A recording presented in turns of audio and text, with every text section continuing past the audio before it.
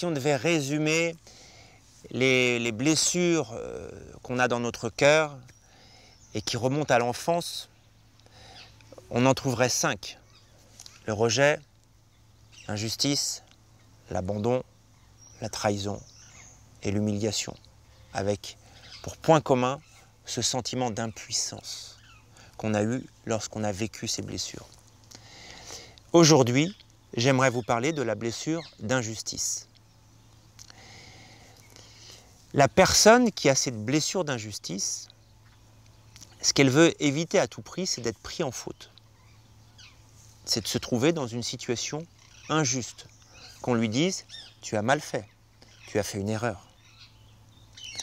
Et donc pour éviter ça, eh ben, elle va développer un comportement, et c'est ce comportement d'évitement de cette peur d'être pris en flag, d'erreur, eh bien ce comportement qui est mis en place, c'est la recherche de perfection.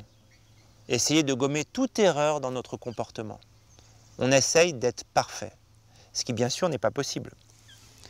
Donc, eh bien, on va travailler dur, on va faire plaisir aux gens, on est perfectionniste, on est rigide avec soi-même avant tout, mais du coup aussi avec les autres. Et bien sûr, la conséquence, c'est quoi? C'est que dès qu'on a une petite erreur, ça va poser un drame. Ça va causer un drame parce qu'on va vous le faire remarquer. Et quelle réaction vous allez avoir? Eh bien, vous défausser. Dire « oui, mais on prend des excuses ». On peut aussi fuir. On va tout faire pour que la personne qui vous dise ça, eh bien, la mettre en face d'une erreur. Elle s'est trompée. Et vous savez bien que lorsqu'on résiste, on génère de la force. La personne, elle n'abandonne pas. Et si elle ne vous dit plus rien, ça ne veut pas dire qu'elle ne continue pas à penser qu'effectivement, vous avez fait une erreur. Alors, comment sortir de cette blessure d'injustice? Comment guérir de cette blessure? Eh bien, il va falloir accepter que vous êtes quelqu'un d'imparfait.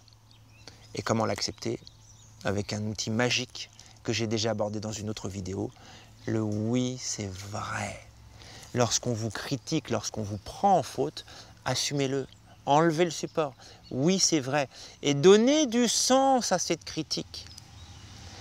Petit à petit, vous reformatez votre cerveau qui va chercher habituellement à mettre dans le cadre de la justification tout ce que vous avez fait comme erreur, parce que le cerveau cherche avant tout, non pas la vérité, mais à avoir raison, c'est la logique, la cohérence. Là, en disant oui, c'est vrai, bah, du coup, on ne cherche plus à avoir raison, on ne peut pas. On a fait une erreur, vraie ou supposée, ou en tout cas accusée, et on prend en compte la vie de l'autre. Et petit à petit, on devient moins sensible aux critiques parce qu'on prend du recul. On assume sa part de responsabilité. Et donc, on va avoir quelqu'un qui va apprendre à lâcher prise sur ses erreurs, à accepter cette imperfection. Une autre façon de voir qu'on est guéri pour n'importe quelle des blessures, c'est lorsqu'on accepte la possibilité d'être soi-même injuste envers les autres. Lorsque j'accepte que je suis injuste envers les autres, lorsqu'on vous le reproche, vous l'acceptez, là c'est un signe que vous êtes guéri. Accepter que moi-même je fasse vivre cette blessure dont je souffre aux autres. Voilà.